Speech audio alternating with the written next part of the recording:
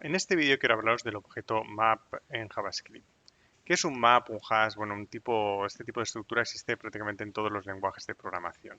Pues no es más que un conjunto de claves donde cada una de las claves lleva asociado un valor. Por ejemplo, podríamos tener la clave C1, el valor 24, la clave C2, el valor 36. Y estos valores no tienen por qué ser valores simples, pueden ser cualquier cosa. Puedo tener, por ejemplo, D5 y asignarle un valor que sea una cadena. Esta mezcla lo podréis hacer en algunos lenguajes de programación, en otros tipados es posible que no podáis hacerlo. ¿Cómo podemos representar esta información utilizando JavaScript? Bueno, pues podemos utilizarlo, de hecho a veces se hace utilizando un objeto plano. Yo podría coger un objeto y en este caso pues voy a inicializarlo en un objeto vacío y a partir de aquí puedo asignarle esos valores utilizando y como clave voy a utilizar una propiedad. Entonces, por ejemplo, punto C1, 24 o punto C2 es igual a 36 o punto D5 pues le vamos a asignar un array como tenemos aquí a la derecha. Con esto, si yo ahora muestro el objeto, como veis, tengo tengo esa misma estructura. Puedo acceder utilizando las propiedades, o punto C1 obtendría 24, y puedo modificarlas también directamente, o punto D5 podría asignarle otro array, por ejemplo, un 2, 3, 4.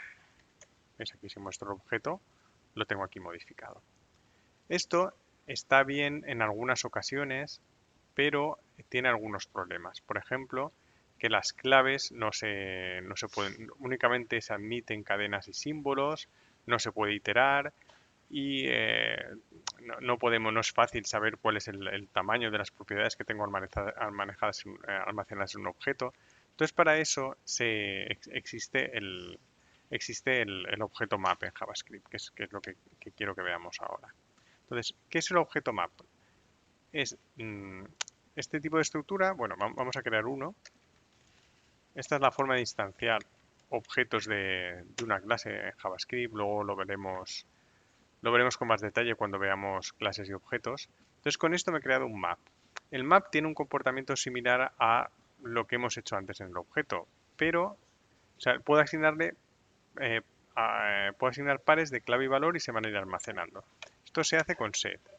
Por ejemplo, aquí, si yo quisiese hacer esto de aquí, yo puedo hacer set C1 y aquí le voy a poner el valor. ¿Ven? Entonces en C1 tengo el valor 24. Lo mismo podría hacer con el resto de las claves. Con C2 tengo 36 y con D5 pues le puedo asignar un valor más complejo, en este caso un array. Como veis tengo lo mismo a la hora de acceder, puedo hacer un get con el valor que quiero obtener. Bien, ventajas que nos ofrece map. Lo primero es que podemos utilizar tipos que no sean tipos simples como clave. Imagina que tengo yo una lista de usuarios, esos usuarios son objetos, por ejemplo, vamos a poner aquí, voy a borrar ya esta información. Si yo tengo aquí usuario 1, que sea un objeto, simplemente vamos a ponerle un nombre.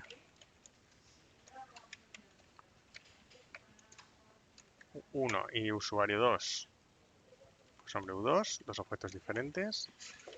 Voy a crearlo aquí. Mirad qué pasa si ahora intento utilizar estos usuarios como clave de- como clave utilizando objetos como base para representar el map. Voy a crear un objeto vacío y si ahora hago O usuario, le voy a dar un valor arbitrario, por ejemplo 999, mirad ahora cuál es el contenido de este objeto. Object, object. ¿Por qué? Porque lo que está haciendo es que lo que le pasamos aquí, intenta convertirlo a string y el resultado que dé de convertirlo a string es lo que va a utilizar como clave. Entonces nosotros si ahora, por ejemplo, utilizásemos usuario 2, le asignásemos un valor diferente y mostramos el objeto, como veis, no ha creado una nueva propiedad. Como un objeto siempre, cuando lo conviertes a cadena, siempre es object, object, pues lo que estás haciendo es sobreescribirla. Esto, por ejemplo, si lo hacemos con un map, no va a pasar.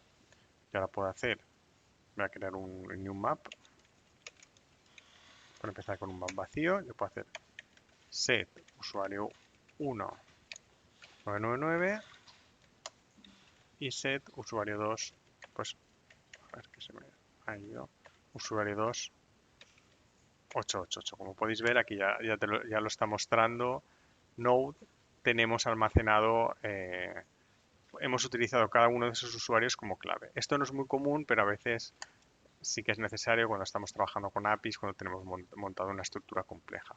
Pero hay otro problema más importante y es que los objetos no podemos iterarlos directamente. ¿Qué quiere decir esto? Que si yo ahora creo un pseudo map utilizando objetos, voy a crear uno aquí sencillo. Bueno, vamos a crear el que teníamos antes. 1, 2, 3. Tengo este objeto montado aquí. Yo ahora no puedo utilizar un bucle for of para recorrer el objeto. Yo no puedo hacer for propiedad of o y hacer console.log o. Por ejemplo, yo esto no puedo hacerlo. Me dice que o no es iterable. No cumple las condiciones de ser un elemento iterable y no podemos utilizar ese bucle. Podríamos utilizar in, pero es bastante arriesgado utilizar in con objetos porque tiene algunas peculiaridades que no vamos a ver aquí en este curso. Sin embargo, si hago esto utilizando un map, vamos a crear un map nuevo desde cero. Vamos a ver. Un map y le asigno valores. 1.24 y vamos a ponerle 2.36. ¿Vale? ¿Qué me está faltando aquí? Ah, vale, me faltan las comillas. Tengo esto aquí. Y me falta, claro, es una coma. Vale, pero, vale, ahora sí, ya tengo el map creado. Yo aquí sí que puedo hacer un for